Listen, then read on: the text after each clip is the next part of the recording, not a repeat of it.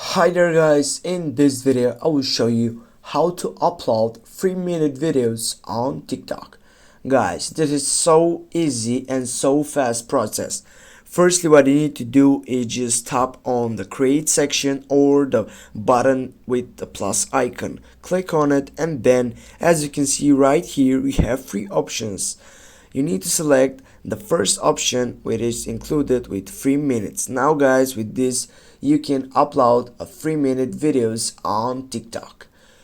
For example, just tap on the recording button, and now guys, you can just record until 3 minutes.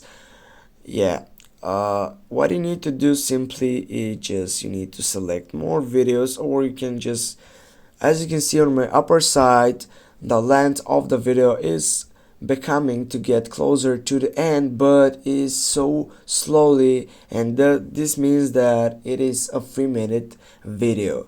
Thanks guys for watching. Don't forget to hit that like and share the video. See you soon guys.